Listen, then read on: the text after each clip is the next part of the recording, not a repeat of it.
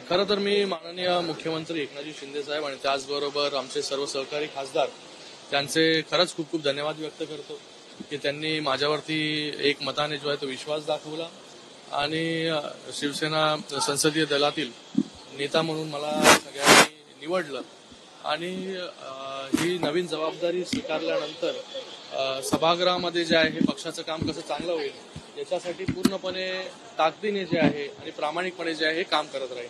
पण इतकी मोठी जबाबदारी आहे आणि अनेक खासदार आहेत तर कशा पद्धतीने ही कोऑर्डिनेशनची जबाबदारी असेल, सगळ्यांशी समन्वय साधण्याचं एक मोठं. गेले आता 10 वर्ष पार्लमेंटमध्ये आहे, लोकसभेमध्ये आहे, हे सगळी प्रक्रिया जी आहे ती जवळून पाहिलेली आहे आणि नक्कीच चांगलं काम जे आहे ते यावेळेस एनडीएच्या सरकारमध्ये आताच्या सरकारमध्ये सगळ्यांबरोबर समन्वय साधून सगळ्या पक्षांबरोबर समन्वय साधून जे आहे हे पक्षाचं काम अधिक प्रभावीपणे कसं होईल, सगळ्या खासदारांना एकत्र घेऊन सगळ्या खासदारांकडून पण चांगलं परफॉर्मन्स कसं होईल याची जबाबदारी देखील माझी असेल.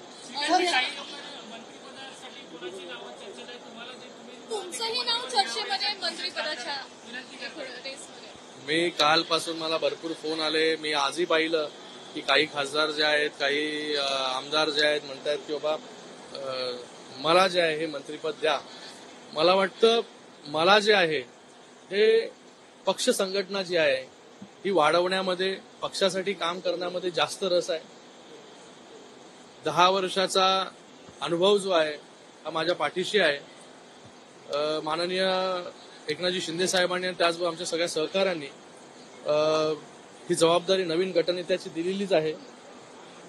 जर मंत्रिपदाचं तुम्ही म्हणालात की बाबा मंत्रिपद, मला जर पर्सनली विचारलं की तुम्हाला मंत्री व्हायला आवडेल का, माझं उत्तर असेल की आमच्या पक्षामध्ये जे आहे हे ज्याची मेरिट असेल तो मेरिटनुसार जे आहे हे मंत्री बनेल. ज्याला माननीय मुख्यमंत्री एकनाथजी शिंदे साहेब मंत्री करतील, आदेश देतील, तो मंत्री होईल. मला पक्षाचं काम, संघटनेचं काम तळागाळापर्यंत घेऊन जाण्यामध्ये जास्त रस आहे. पक्षासाठी पक्ष बांधणी जास्तीत जास्त ग्रामीण भागापर्यंत, प्रत्येक घरापर्यंत कशी होईल त्याच्यासाठी मला येणाऱ्या काळामध्ये जे आहे हे काम करायचं आहे. मी खूप समाधानी आहे की तिसऱ्यांदा खासदार ज्या लोकांनी मला जबाबदारी दिली, तिसऱ्यांदा मी खासदार झालोय. खूप समाधानी आहे. मागे वळून पाहिलं की 2014 आठवतं की तेव्हा 27व्या वर्षी जे मी खासदार झालो. आज 2024 मध्ये तिसऱ्यांदा खासदार होतोय. मला वाटतं खूप कमी लोकांच्या नशिबामध्ये हा योग येतो आणि खासदार म्हणून चांगलं काम मतदारसंघासाठी असेल, महाराष्ट्रासाठी असेल, देशासाठी असेल हे करत राहीन मी.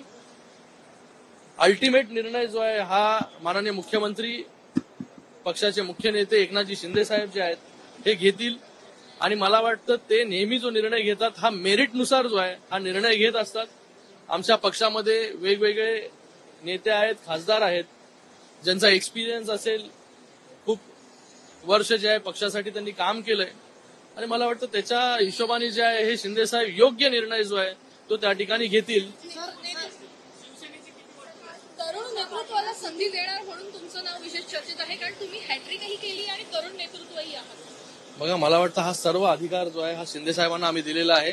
पण मी वारंवार तेच सांगतोय तुम्हाला, मला जर विचारलं तुम्ही की मला जर शिंदे साहेबांनी विचारलं तुला मंत्री व्हायचंय का, मी सरळ जे आहे ते त्यांना सांगणार की मला मंत्री होण्यामध्ये बिलकुल रस नाही. मला पक्ष संघटना, पक्षाचं काम हे तळागाळापर्यंत घेऊन जाण्यामध्ये जास्त रस आहे.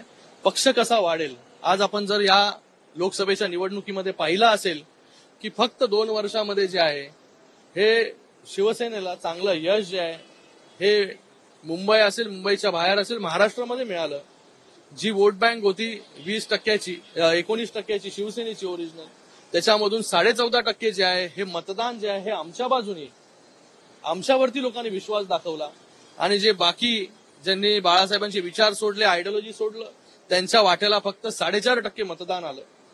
येणाऱ्या काळामध्ये ते 4.5% मतदान जे राहिलेलं आहे ते देखील आमच्या बाजूला जे आहे हे येईल आणि येणाऱ्या विधानसभेला चांगलं यश कसं मिळेल याच्यासाठी पूर्ण ताकदीने जे आहे हे आम्ही काम करू.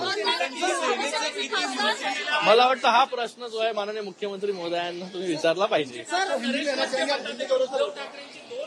जे आहेत ते संपर्कात आहेत, थेट मुख्यमंत्र्यांशी संपर्कात मला वाटतं त्यांना तुम्ही जर विचारलं, मला त्याच्याबद्दल जास्त बोलायचं सर नाही. ठाणे में आप लौटे हैं और आपको चूज भी किया गया, इलेक्ट किया गया है फ्लोर लीडर को, कुछ कहना चाहिए?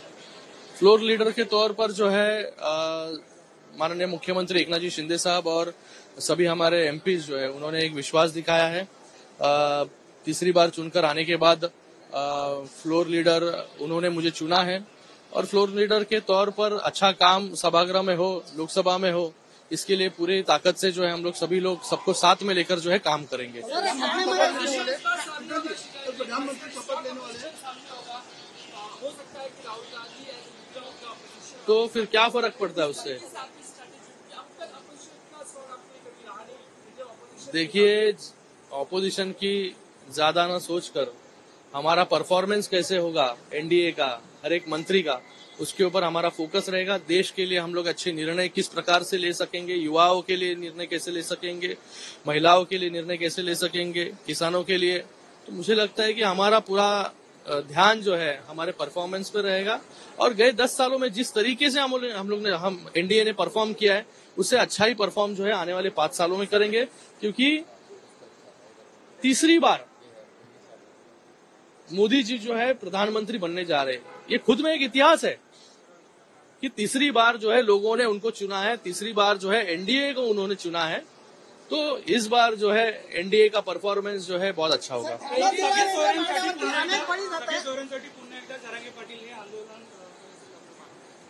मला वाटतं त्या सगळ्या गोष्टी ज्या आहेत आपण त्याच्यामध्ये मराठा आरक्षणामध्ये आरक्षण दिलेलं आहे. आता कोर्टामध्ये विषय आहे. येणाऱ्या काळामध्ये ज्या ज्या गोष्टी कराव्या लागतील त्या करू. ठाणे नेते सांगतायत की हे सरकार टिकणार नाही, काही दिवसातच पडेल. आता ते जेव्हा हे सरकार बनलं ना राज्यामध्ये तेव्हापासून त्यांना स्वप्न ते पडतायत.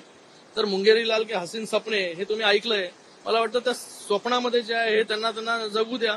आणि मला वाटतं आता त्यांची काय परिस्थिती झालेली आहे, ज्या ज्या सीट्स लोकसभा ज्या आहेत ह्या जिंकून आल्या त्या कुणाच्या वोट बँकमुळे जिंकून आल्या याचं आत्मपरीक्षण जर केलं तर त्यांना जे आहे येणाऱ्या काळामध्ये त्यांची काय परिस्थिती होईल, ही परिस्थिती जी आहे ती आज त्यांना त्याची जाणीव जी आहे ती झाली तर बरं आहे, नाही झाली तर आजच्या सारखी परिस्थिती जी आहे ती उद्या असेंब्लीमध्ये नक्कीच होईल.